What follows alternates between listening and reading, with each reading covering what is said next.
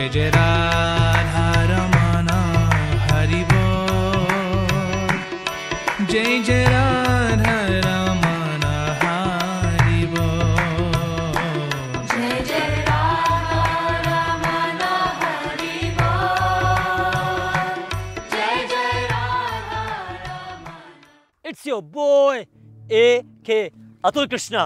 You ready? अपना दिल और दिमाग वीडियो में ही रखना। क्या कह रहे हो? वीडियो में ही है? Thank you. बड़े एक्साइटेड लग रहे हो वीडियो के लिए। मैं भी बहुत एक्साइटेड हूँ। तो हाथ जोड़ लीजिए और श्री राधा रमन जी के लिए एक प्रार्थना गाएंगे और फिर शुरू करेंगे। भक्त गोपाल भट्टस्य जनी दामोदर शमना तम राधा रमणम वंदे सारनस्क घन मेचकम। हाथ उठा के बोलो राधा रमण लाल की जय। फैक्ट नंबर 1, नरसिंह चतुर्दशी का दिन था जिस दिन श्री नरसिंहदेव प्रकट हुए थे। गोपाल भट्ट गोस्वामी अपनी शालीग्राम की पूजा करके श्री नरसिंहदेव से प्रार्थना करने लगे, हे नरसिंहदेव, आप भक्तराज प्रहलाद महाराज के लिए आए थे ना? क्यों? क्योंकि प्रहलाद महाराज आपसे बहुत प्रेम करते थे जबकि वो असुर कुल में पैदा हुए थे। लगता है मैं आपसे इतना प्रेम नहीं करता, इसलिए आप शालीग्राम से प्रकट नहीं हो रहे। इस प्रकार पूरा दिन गोपाल भट्ट गोस्वामी प्रार्थना करते रहे, भगवान से भीख मांगते रहे, हे प्रभु प्रकट हो जाओ, प्रकट हो जाओ, मैं आपकी पूजा करना चाहता हूँ, मूर्ति रूप में सेवा करना चाहता हूँ। तो ऐसे ऐसा पूरा दिन व्यतीत हुआ और इस प्रकार से गोपाल भट्ट गोस्वामी भगवान से प्रार्थना करते रहे। दोपहर होते होते एक सेठ आया। वो सभी गोस्वामियों को मंदिर में जा जाके उनके मूर्तियों के लिए ड्रेसेस दे रहे थे। तो जब वो गोपाल भट्ट गोस्वामी के पास आए, उन्होंने ड्रेस दी तो गोपाल भट्ट गोस्वामी और रोने लगे और कहा कि ये ड्रेस मेरे किस काम की है? मेरे पास तो विग्रह ही नहीं है, मूर्ति नहीं है जिनकी मैं पूजा कर पाऊँ। इस प्रकार से पूरा दिन भगवान से प्रार्थना करते हुए और व्रत में निकल गया। जब रात का समय आया, गोपाल भट्ट गोस्वामी सो नहीं पा रहे थे, बार बार भगवान से प्रार्थना कर रहे थे और बहुत सारे श्लोक गा रहे थे कि भगवान प्लीज मुझ पे कृपा करो। इस प्रकार रोते रोते गोपाल भट्ट गोस्वामी सो गए। अब रात को क्या हुआ, ध्यान से सुनना, अब क्लाइमेक्स आ रहा है। सोते सोते वो कि सो तो नहीं पा रहे थे मगर बेहोशी की हालत में रोते रोते वो सो गए। और जैसे वो सोए, उनके स्वप्न में कौन आए? भगवान श्री कृष्ण। और आके बोले, हे गोपाल भट्ट, अब तुम्हें और रोने की जरूरत नहीं है, अब तुम्हें और चिंता करने की जरूरत नहीं है, मैं प्रकट हो चुका हूँ। जैसी ये बात भगवान ने बोली, उनके सपने में उनकी नींद खुली। तुरंत वो यमुना जी में गए। ब्रह्म मुहूर्त का समय था, वो स्नान करके आए और जैसी नित्य वो अपनी शालीग्राम की पूजा करते थे सुबह, उन्होंने जब वो टोकरी अपनी खोली और क्या देखा टोकरी खोलते, उसके अंदर क्या थे? दामोदर शिला से श्री राधा रमन लाल जी की मूर्ति प्रकट हो चुकी थी। बोलो श्री राधा रमन लाल की जय। वृंदावन में हल्ला हो गया कि राधा रमन की शालीग्राम से एक मूर्ति प्रकट हो गई है। रूप गोस्वामी, जीव गोस्वामी, सनातन गोस्वामी, रघुनाथ गोस्वामी, रघुनाथ भट्ट गोस्वामी और वृंदावन के तमाम वैष्णव उस मूर्ति के दर्शन करने के लिए पहुंचे। अद्भुत रूप था। उन्हीं को बधाई दी और ये पद गाया, जय प्राण धन श्री राधा रमण श्री गोपाल भट्ट जू के प्राण रे, श्री गोपाल भट्ट जू के लाडले। गोपाल भट्ट की प्रेम और भक्ति ने आज श्री राधा रमन जी को प्रकट कर दिया। जय हो। फैक्ट नंबर 2, आराम से बैठिए, जैसे जैसे फैक्ट्स आगे बढ़ेंगे आपको और मजा आएगा। तो ये नाम राधा रमन सबसे पहले किसने लिया था? सब श्री राधा रमन बोलते तो हैं, मगर क्या आप जानते हैं ये नाम सबसे पहली बार किसने लिया था? वेल, ध्यान से सुनना। जब रासलीला चल रही थी और भगवान श्री कृष्ण रासलीला से अंतर ध्यान हो गए थे, तो राधा रानी के मुंह से स्वतः क्या निकला? रमण। क्या निकला? बोल दो, रमण। इसका मतलब है, हे कृष्ण, आप रासलीला से तो अंतर ध्यान हो गए हो, मगर आप तो मेरे दिल में, मेरे हृदय में वास करते हो, इसलिए आप मुझ में ही रमण करते हो। तो ये नाम श्रीमती राधा रानी के द्वारा दिया गया है। और आज भी अगर आप जाएं श्री वृंदावन धाम में, उस स्थान के ओरिजिनल प्लेस के दर्शन कर सकते हैं जहाँ श्री राधा रमन जी प्रकट हुए थे। उस स्थान का नाम है ढोल। और राधा रमन जी का जो प्राकट्य है हर साल नरसिंह चतुर्दशी के नेक्स्ट डे मनाया जाता है और इनका प्राकट्य हुआ था सन 1542। फैक्ट नंबर 3, श्री राधा रमन जी का महाअभिषेक साल में 2 बार होता है। एक बार जन्माष्टमी के दिन, एक दिन जिस दिन राधा रमन जी का प्राकट्य होता है, मतलब नरसिंह चतुर्दशी के नेक्स्ट डे। मगर इसमें एक बहुत ही स्पेशल बात है, पूरे संसार में जन्माष्टमी के दिन ठाकुर जी का अभिषेक कब होता है? रात के 12 बजे। मगर श्री राधा रमन जी में ना जन्माष्टमी के दिन ना राधा रमन जी के अपीयरेंस डे के दिन रात को होता है। राधा रमन जी का अभिषेक होता है दिन में 9 बजे। इसके पीछे भाव यही है कि लाला छोटे हैं और रात को लाला को उठाना उचित नहीं है, इसलिए राधा रमन जी के दोनों महाअभिषेक दिन में 9 बजे होते हैं। और जिस दिन राधा रमन जी का अपीयरेंस डे होता है, शाम को राधा रमन जी की ओर से बधाई दी जाती है। जैसे अगर हमारा बर्थडे होता है ना, तो हम दूसरों को ट्रीट देते हैं, पार्टी देते हैं, वैसे ही राधा रमन भी कृपा के रूप में बधाई देते हैं। अगर आप शाम को उस दिन मंदिर में जाओ तो गोसाई जी ठाकुर जी की ओर से बहुत सारे गिफ्ट्स, सिक्के और अनेक प्रकार से उपहार भक्तों को बांटते हैं। इसको कहते हैं बधाई देना। भक्त लोग नाचते हैं, कीर्तन करते हैं और ठाकुर जी का जन्मोत्सव बहुत ही हर्ष और उल्लास से मनाते हैं। और एक बात मैं आपको बताना चाहता हूँ, भगवान के अभिषेक के लिए प्रतिदिन, महाअभिषेक तो साल में सिर्फ 2 बार होता है, मगर भगवान की अभिषेक के लिए डेली यमुना जी का जल उनकी सेवा के लिए जाता है। Fact number 4, 1, 2, 3। अब मैंने 3 बार ताली क्यों मारी? क्योंकि पुजारी जी राधा रमन जी को उठाने से पहले सुबह 3 बार ताली मारते हैं और ठाकुर जी को अलर्ट करते हैं कि हे ठाकुर जी, मैं आपकी सेवा के लिए आ रहा हूँ। जैसे आपके घर में कोई आने से पहले बेल मारता है ना, या आपको इन्फॉर्म करता है कि हम आपके घर आ रहे हैं, वैसे ही पुजारी जी मर्यादा के लिए भगवान को इन्फॉर्म करते हैं कि हे ठाकुर जी, मैं आपकी मंगल आरती के लिए आपको उठाने के लिए अंदर आ रहा हूँ, कृपया मुझे आज्ञा दें। अब ठाकुर जी की मंगल आरती कितने बजे होती है? सुबह राधा रमन जी गर्मियों में उठ जाते हैं सुबह 5 बजे और सर्दियों में 5:30 बजे। भगवान भी सुबह जल्दी उठते हैं, हमें भी सुबह जल्दी उठना चाहिए ब्रह्म मुहूर्त में।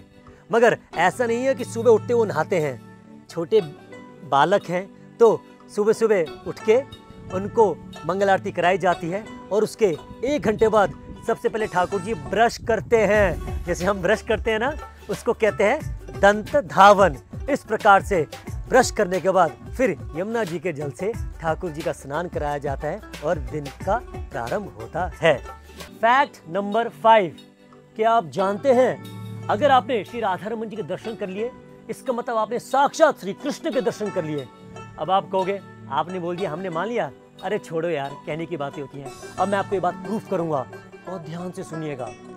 उत्तरा, जो कि परीक्षित महाराज की माँ थी और किनकी पत्नी थी? अभिमन्यु की। उन्होंने भगवान श्री कृष्ण को साक्षात कितनी बार देखा होगा, है ना जी? ये बात तो मानते हो ना?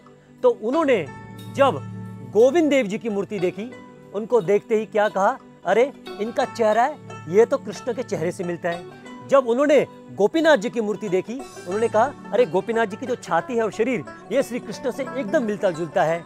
और तीसरा, जब उन्होंने मदन मोहन जी के मूर्ति देखी, उन्होंने कहा अरे इनके तो चरण है, जो पैर है, एकदम श्री कृष्ण के जैसे मिलते हैं।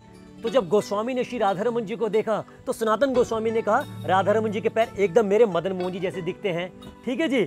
रूप गोस्वामी ने कहा कि राधा रमन जी का चेहरा है वो तो एकदम मेरे गोविंद जी जैसे मिलता है।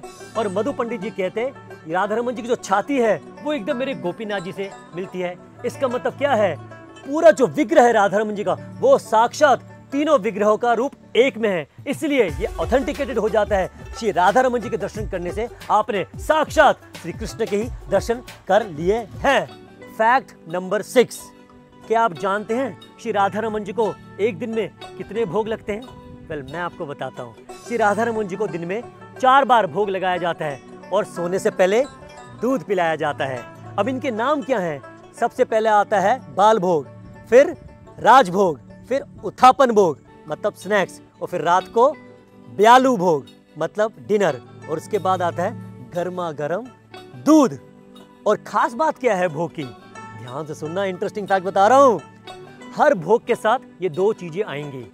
एक तो है कुलिया प्रसाद, जिसके बारे में मैं आगे बताऊंगा, और दूसरा है पान।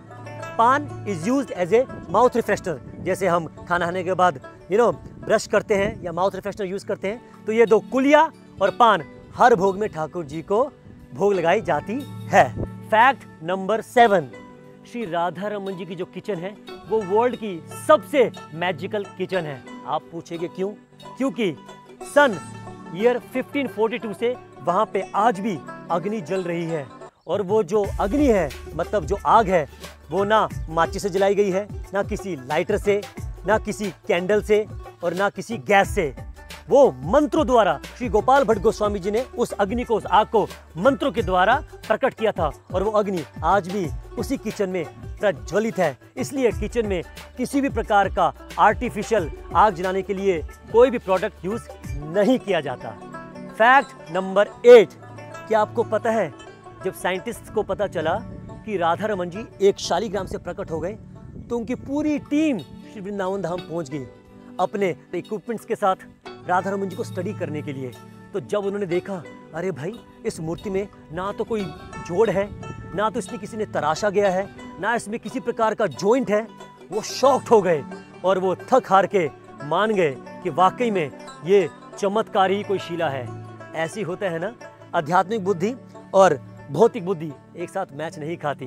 फैक्ट नंबर 9, क्या आप जानते हैं श्री राधा रमन जी की एक दिन में कितनी आरतियां होती हैं? अगर आपको ये पता है, बट क्या आपको ये पता है कि हर आरती में कितनी बत्तियां होती हैं? वेल, एक्सक्लूसिवली ये फैक्ट आपके लिए लाया हूँ, ध्यान से सुनिएगा। तो सबसे पहले होती है मंगल आरती, उसमें होती है 3 बत्तियां। उसके बाद होती है धूप आरती, उसमें होती है 1 बत्ती। उसके बाद होती है श्रृंगार आरती, उसमें होती है 5 बत्तियां।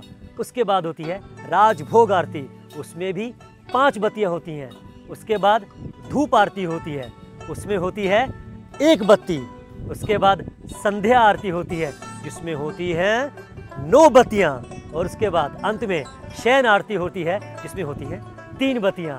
तो कैसे लगा आपको ये फैक्ट? ओके, तो ये नाम और ये नंबर हमें पता होना चाहिए। फैक्ट नंबर 10, बहुत ही गजब फैक्ट है। क्या आप जानते हैं हर दिन डेली श्री राधा रमन जी अपने मेन ऑल्टर जो गर्भगृह के अंदर है उसको छोड़ के आधे घंटे के लिए कहीं जाते हैं? आप कहोगे रोजी ये क्या बोल रहे हो, ये तो कभी सुना ही नहीं। जी हाँ, श्री राधा रमन जी डेली अपने खाना खाने के लिए अपने डाइनिंग रूम में जाते हैं। जैसे हमारे पास डाइनिंग टेबल है ना, या हम खाना खाने के लिए बाहर रेस्टोरेंट या कहीं जाते हैं, वैसे ही श्री राधा रमन जी भोग पाने के लिए एक अलग स्थान पे जाते हैं, जिसको कहते हैं भोग मंडी। लीजिए, आपकी स्क्रीन पे वो दर्शन आ गए। देखो, कहीं आपको दिख रहे राधा रमन जी? वो कहाँ गए हुए हैं? खाना खाने के लिए भोग मंडी। फैक्ट नंबर 11, दुनिया में ये डिश कहीं नहीं मिलती। किसी मिठाई वाले के पास जा लो, किसी के पास चले जाओ, श्री राधा रमन जी की कुलिया प्रसाद। अगर आप श्री राधा रमन जी गए होंगे, आपने खाई होगी। अगर आप नहीं गए, अगली बार जब जाओगे गोसाई जी से कुलिया प्रसाद जरूर मांगना। ये एक ऐसा प्रसाद है जिसको कहा जाता है ये श्री राधा रमन जी के अधरामृत को छू के आता है। मतलब श्री राधा रमन जी इसको अपने होठों से छूते हैं, इसलिए उसका टेस्ट कहीं नहीं मिलता। बहुत लोगों ने ट्राई किया इसको बनाने के लिए, मगर वो स्वाद आ ही नहीं सकता। और एक खास बात मैंने आपको बताई थी, ये जो कुलिया प्रसाद का भोग है, हर भोग में, चारों भोग में ठाकुर जी को दिया जाता है। और ये विशेषता है पूरे वर्ल्ड में कि श्री राधा रमन जी की कुलिया का प्रसाद दुनिया से निराला है। फैक्ट नंबर 12, ये मेरा पर्सनल फेवरेट है, बहुत अच्छा लगता है मुझे। क्या आप जानते हैं कभी कभी श्री राधा रमन जी के दांतों के दर्शन होते हैं? आपने किए होंगे या नहीं किए होंगे, तो अगली बार जाना कोशिश करना। कभी कभी क्या होता है, राधा रमन जी के दांत साफ साफ दिखाई देते हैं और कभी बिल्कुल नहीं दिखाई देते। इसके पीछे क्या अर्थ है, ध्यान से सुनना। पूरे वर्ल्ड में सिर्फ राधा रमन जी एक मंदिर ऐसे हैं जिसमें श्री राधा रानी ठाकुर जी को देख रही हैं। बाकी जगह आप क्या देखोगे, श्री कृष्ण खड़े हैं, राधा रानी खड़े हैं और सबको दर्शन दे रहे हैं। मगर यहाँ पे थोड़ा सा अलग है, राधा रमन जी ऐसे खड़े हैं और राधा रानी जी तिरछी खड़ी हैं, मतलब राधा रमन जी को देख रही हैं। और ऐसा कहा जाता है जब राधा रानी जी ठाकुर जी को डायरेक्टली देखती हैं, वो किसी और को नहीं देख रही। राधा रमन जी में जो हमारी श्री जी हैं, श्री राधा रमन जी को देख रही हैं। तो इसलिए राधा रमन जी को जब देखते हैं कि श्री जी मुझे देख रही हैं, उस खुशी में जब ठाकुर जी जोर जोर से हंसते हैं ना, तब कहा जाता है कि ठाकुर जी के दांतों के दर्शन होते हैं। तो यदि आप लकी होंगे, अगली बार जाके ट्राई करना, आपको ठाकुर जी के, श्री राधा रमन जी के दांतों के दर्शन हो जाएंगे।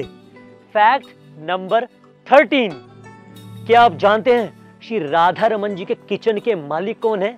वो है श्री गिरिराज। आज भी राधा रमन जी के किचन में एक गिरिराज जी शीला है जो कि किचन के इंचार्ज हैं। राधा रमन जी का भोग राधा रमन जी तक जाने से पहले उनको भोग लगाया जाता है। यदि भोग में कोई कमी रह गई हो, नमक कम ज़्यादा या मीठा कम ज़्यादा पड़ जाए, तो वो उसको ठीक कर देते हैं। वैसे ऐसे होता नहीं है, गोस्वामी जी बहुत प्यार से और अच्छे से भोग बनाते हैं, मगर फिर भी गिरिराज जी सेवावर्ष वहाँ पे किचन में रह के भोग को सुनिश्चित करते हैं कि जो भोग ठाकुर जी के पास जा रहा है वो सबसे अच्छा हो। अब मैं आपको कुछ ऐसी बातें बताऊंगा जो भोग में राधा रमन जी के लिए प्रयोग नहीं होती। आलू, टमाटर, गोभी, मिर्च, शिमला मिर्च, इन सभी चीजों का राधा रमन जी के भोग में इस्तेमाल या प्रयोग नहीं होता। कोई भी बाहर की वस्तु नहीं प्रयोग होती। बाहर से आप सिर्फ माला या तुलसी भेंट कर सकते हैं, बाकी सब कुछ श्री राधा रमन जी के किचन में ही बनता है। मस्ती वाला फैक्ट लेके आया हूं। Fact number 14। क्या आप जानते हैं श्री राधा रमन जी के मेन गेट पर दो बहुत ही स्पेशल बल्ब्स हैं, लाइट्स हैं। एक है ग्रीन, दूसरी है रेड। अब इन लाइट्स का मतलब क्या है? यदि रेड लाइट ऑन है इसका मतलब दर्शन बंद है, और अगर ग्रीन लाइट ऑन है इसका मतलब दर्शन खुले हैं। तो अक्सर जो भी भक्त भागते हुए जाते हैं, हाफते हुए पहुंचते हैं राधा रमन जी के मेन गेट पे, यदि वो देखते हैं कि ग्रीन लाइट है और फटाफट स्पीड में भागते हुए दर्शन के लिए जाते हैं। अगर वो देखते हैं रेड लाइट है तो वो समझ जाते हैं कोई बात नहीं, अब आराम से जाते हैं, अभी दर्शन बंद है। देखो भगवान कितने केयरिंग हैं, राधा रमन जी कितनी चिंता करते हैं, बाहर से ही हमें बता देते हैं कि दर्शन खुले हैं या बंद हैं। अब मस्ती की बात करें थोड़ी। कई बार क्या होता है, दोनों लाइटें ऑन होती है, ग्रीन और रेड। अब आप क्या करोगे? कर लियोगे, क्या करोगे? इसका मतलब क्या है? इसका मतलब यह है कि राधा रमन आपके साथ मस्ती करने के मूड में है, ना बंद ना खुला। भैया अंदर जाके पता चलेगा। क्या बात है ये सिर्फ हमारे श्री राधा रमन जी के मंदिर में होता है। जय हो श्री राधा रमन, लाल बत्ती हरी बत्ती की जय हो। Fact number 15। क्या आप जानते हैं श्री राधा रमन जी के प्राकट्य दिवस पर और जन्माष्टमी के दिन अभिषेक के बाद सारे जो गोसाई जी हैं श्री राधा रमन जी को आशीर्वाद देते हैं। अब कोई सोचेगा, बताओ एक मनुष्य कैसे भगवान को आशीर्वाद दे सकता है? बिल्कुल दे सकता है, ये भगवान ही उनको अधिकार दिया है, मगर ये प्रेम से आशीर्वाद दिया जाता है। वो क्या बोलते हैं राधा रमन जी को? जुग जुग जियो लालजू, जुग जुग जियो, तेने नजर ना लगे, खूब तू मुस्कुरावे।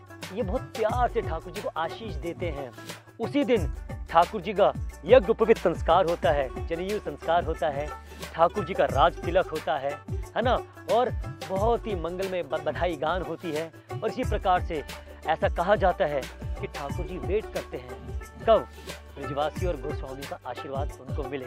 ये प्रेम का ही स्वरूप है कि ठाकुर जी अपनों से ही आशीर्वाद ले रहे हैं। Fact number 16। क्या आप जानते हैं श्री राधा रमन जी अलग अलग त्योहार पे अलग अलग दर्शन देते हैं? राधा रमन जी उत्सव प्रेमी हैं। जैसे हमें त्योहार और उत्सव मनाने का शौक है, वैसे ही ठाकुर जी को भी है। क्या आप जानते हैं दुशहरे के दिन ठाकुर जी हाथी पर बैठते हैं? बिल्कुल। और दिवाली के दिन चौपड़ खेलते हैं, और होली के दिन तो ओहो, होली तो पूरे 1 महीने के लिए चलती है जी राधा रमन जी में। होली के टाइम तो जो भी भक्त आता है शाम के समय पूरा रंग में रंग देते हैं ठाकुर जी अपने रंग में। ठाकुर जी की ओर से गोस्वामी जी सबको रंग भर भर के डालते हैं। इसी प्रकार से जब गोवर्धन पूजा होती है, राधा रमन जी के सामने गायें लाई जाती है, गाय माता लाई जाती है, गोबर से गिरिराज जी बनाए जाते हैं। इस प्रकार से अनेक अनेक उत्सव बनाए जाते हैं। Fact number 17। श्रील प्रभुपाद जी जो इस्कॉन के संस्थापक आचार्य हैं, वो अक्सर श्री राधा रमन जी जाया करते थे दर्शन करने के लिए, और उनको एक बात बहुत ही सुंदर लगती थी। जो श्री राधा रमन जी में जो पूजा का जो स्टैंडर्ड है, जो उन्होंने मेंटेन किया है, जो शुद्धता मेंटेन किया है, वो उनको बहुत ही पसंद आती थी।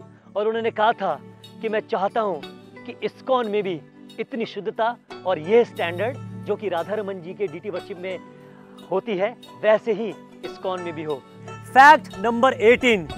ये आपका दिल ही चुरा लेगा ये फैक्ट, और ये मेरे दिल के बहुत ही क्लोज है ये फैक्ट। राधा रमन जी के सबसे स्पेशल दर्शन होते हैं ठीक सोने से पहले, जिसको कहा जाता है ओलाई दर्शन। फिर से सुनना, ओलाई दर्शन। इसमें श्री राधा रमन जी के पूरे शरीर के क्लियरली दर्शन होते हैं। ठाकुर जी सिर्फ एक कोपिन में बिल्कुल हल्के कपड़े में होते हैं, श्रृंगार नहीं होता, पगड़ी हैवी नहीं होती, तो राधा रमन जी का पूरा शरीर क्लियरली कौन से दर्शन में दिखता है? ओलाई के दर्शन में। अब ये ओलाई है क्या? जब पहले ऐसे समझाता हूँ, जैसे हम ऑफिस जाते हैं या काम पे जाते हैं, फिर घर आके क्या करते हैं, हम कपड़े चेंज करते हैं और थोड़ा इजी कपड़ों में, थोड़ा ना शॉर्ट्स में या लोअर पहन के रिलैक्स हो जाते हैं। हम थोड़ा सा कैजुअल कपड़ों में आ जाते हैं क्योंकि हम घर में होते हैं। वैसे ही जब श्री कृष्ण खेल के आते हैं, यशोदा मैया को बोलते हैं, हे मैया जल्दी से मुझे खाना दो, जल्दी से मुझे खाना दो, मुझे भूख लग रही है। यशोदा माता क्या कहती है?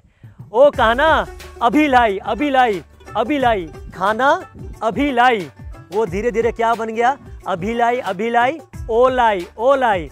इसीलिए ये वो वक्त होता है शाम का जब ठाकुर जी बिल्कुल रिलैक्स मोड में होते हैं, एक कोपिन में होते हैं और मैया फटाफट उनके लिए खाना लेके आ रही है। इसी का नाम है ओलाई दर्शन। Fact number 19। एक दिन श्री गोपाल भट्ट गोस्वामी जी राधा रमन की पूजा कर रहे थे। पूजा करते करते वो श्री चैतन्य महाप्रभु की याद में उनको पुकार रहे थे और रो रहे थे। थोड़ी देर बाद क्या होता है, श्री राधा रमन जी जो काले स्वरूप में थे वो क्या बन गए? गौर स्वरूप। और उसमें से गोपाल भट्ट गोस्वामी जी को श्री चैतन्य महाप्रभु के दर्शन हुए और श्री चैतन्य महाप्रभु के दर्शन पाके गोपाल भट्ट गोस्वामी बहुत गदगद हुए। और श्री चैतन्य महाप्रभु ने गोपाल भट्ट गोस्वामी को कहा कि मुझ में और राधा रमन में कोई फर्क नहीं है, कोई भेद नहीं है। आप प्यार से राधा रमन को खूब प्यार और लाड लड़ाइए, वो सारी सेवा मुझ तक पहुंचेगी। और इसीलिए तो कहा जाता है गोपाल भट्ट प्राणधन गौर होइलो राधा रमन। Fact number 20। जैसे ही पूरा दिन समाप्त होने को आता है, श्री राधा रमन जी का सोने का वक्त आ जाता है। अब छोटे बच्चे को कैसे सुलाते हो आप जी? लोरी सुना के, कोई कहानी सुना के, माँ गोदी में बच्चे को लिटाती है और है ना उसके सिर पे हाथ मारते हुए कुछ न कुछ गाती है या सुनाती है और बच्चा सो जाता है। वैसे ही हमारे श्री राधा रमन जी को श्री दिनेश चंद्र गोस्वामी जी बांसुरी बजा के श्री ठाकुर जी को सुलाते हैं। यदि आप वृंदावन जाएं और शयन आरती के लिए श्री राधा रमन जी में दर्शन करें, आपको गोस्वामी जी बांसुरी बजाते हुए मिलेंगे।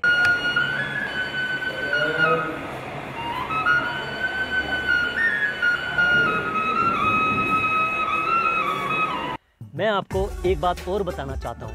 मैंने अनेक सीनियर वैष्णवों से ये भी सुना है कि श्री राधा रमन जी ने भक्तों को अलग अलग रूपों में दर्शन दिए हैं। किसी को भगवान राम के रूप में, किसी को जगन्नाथ जी के रूप में, किसी को विठल कृष्ण के रूप में भी दर्शन दिए हैं। ऐसे निराले और लीलाधरी है हमारे श्री राधा रमन लाल। चलो जाते जाते एक और बता देता हूँ। एक बार एक औरत आई कलकत्ता से, ठीक है ना। अब आप जानते हो कैलकाटा या कलकत्ता के लोग ज़्यादा किसको मानते हैं? काली माता को मानते हैं वहाँ, है ना। तो वो आई तो वो देख रही है, उसको पता ही था भैया राधा रमन जी के मंदिर है। वो झुंड के साथ आई थी, उसको कहा था भैया मंदिरों के दर्शन करवाए। तो राधा रमन जी के सामने आई, कह रही अरे भैया मेरी काली माता तो है नहीं यहाँ पे, कोताय होवे माता ना होवे। तो वो कह रहे भैया ये राधा रमन जी है। कह रहे मेरी माता भी काली है, ये भी काली, बड़ी मेरी माता नहीं है। और ऐसा कहा जाता है। थोड़ी देर बाद वो औरत जोर जोर से चिल्लाने लगी, क्योंकि बंगालियों में उलू ध्वनि करते हैं। जो औरतें ऐसी आवाज निकालते हैं वो शुभ होता है, या पुरुष नहीं निकालते। तो मैं बस आपको करके दिखा रहा हूँ। तो थोड़ी देर बाद इतनी जोर जोर से वो करने लगी उलू ध्वनि और वो फेंट हो गए, बेहोश होकर गिर गई। जब उनके ऊपर पानी छिड़का गया और उनको उठाया गया, तब उनसे पूछा कि क्या हुआ। उन्होंने कहा यहाँ पे साक्षात मुझे अपनी वही कलकत्ता वाली काली माता के दर्शन हुए हैं। हा हमारे राधा रमन जी ना बहुत ही मैजिकल हैं। क्या बन गए उस औरत के लिए? काली माता भी बन गए। इसी प्रकार से जो जिस भाव से आता है हमारे राधा रमन उसी रूप में उनको दर्शन देते हैं। चलो यार बहुत लंबी वीडियो होगी, सुबह से शूट कर रहे हैं, खाना नहीं खाया। 20 फैक्ट बोले थे, 22 तेज करवा लिए। ठीक है, शाम को मिलते हैं। ठीक है, ओके प्रभु जी। अब आपने सबको राधा रमन जी के बारे में फैक्ट्स बता दिए। हाँ जी। लेकिन हम तो एक ही चीज जानना चाहते हैं आपसे। अच्छा, कि आप राधा रमन टेम्पल कब गए थे? प्लीज ये एक बात ना एक लाइन में मुझे बता दो सिर्फ। मतलब घर नहीं जाने दोगे? चलो ये बात तो मैं आपको बता ही सकता हूँ। राधा रमन जी मैं गया था पहली बार जब मैं बहुत ही छोटा था। मेरे माता पिता अपने कंधे पे बिठा के मुझे लेके गए थे और बचपन से लेके जा रहे हैं। और मेरी मम्मी जी मुझे बोलती थी अगर तू यहाँ पे नाचेगा ना मैं तुझे आइसक्रीम खिलाऊंगी। तो बस आइसक्रीम के लालच में मैं पहुंच जाता था राधा रमन जी। मम्मी पापा के साथ और नचाते थे। और वहाँ पे जो भक्त कीर्तन कर रहा है क्या राधा रमन, उस टाइम तो मुझे कुछ पता नहीं था। मैं तो आइसक्रीम के लालच में जय राधा रमन, जय राधा रमन, जय राधा रमन करता रहता था। और मुझे क्या पता था, मम्मी तो मुझे आइसक्रीम के नाम पे नचा ही रहे हैं। और मैं देखता था कि मेरे मम्मी और पापा दोनों नाचते थे श्री राधा रमन जी के लिए।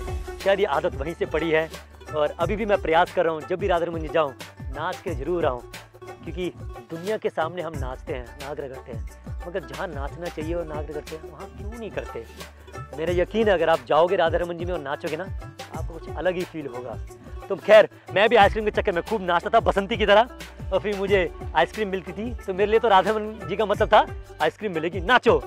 तो खैर ये तो राधा रमन जी की असीम कृपा है कि वो इस दास को, इस नालायक को बुलाते हैं बार बार दर्शन करने के लिए। मगर ये सारा क्रेडिट सिर्फ मेरे माता पिता जी, मेरी मम्मी पापा को और मेरे गुरुदेव परम पूज्य गोपाल कृष्ण गोस्वामी महाराज और श्री प्रभुपाद और राधा रमन जी की असीम कृपा है कि मुझे दर्शन के लिए बचपन से बुला रहे हैं। ठीक है जी, अब घर जाऊं और आप सब भी एक मिनट ऐसे नहीं छोड़ूंगा। मेरे से 2 फैक्ट बुलवा लिए, ये बात भी पूछ ली, अब मेरी भी बात माननी पड़ेगी। जाने से पहले डांस करेंगे। हाँ रुको वहीं आ रहा हूँ, डांस करें, लेट्स डू दिस। अब आएगा मजा। तो मैं अपना दिल भेज रहा हूँ श्री राधा रमन जी के लिए। बोलो श्री राधा रमन लाल की जय हो। जय जय राधा, जय जय राधा रमन हरि बोल। रुको डांस करेंगे अभी, मगर उससे पहले मैं एक बात कहना चाहता हूँ। श्री राधा रमन जी तो प्रेम के स्वरूप हैं, वो प्रेम लेते हैं और प्रेम देते हैं। तो अगली बार आप जब वृंदावन जाओ तो श्री राधा रमन जी के दर्शन करने के लिए अवश्य जाना। जय जय राधा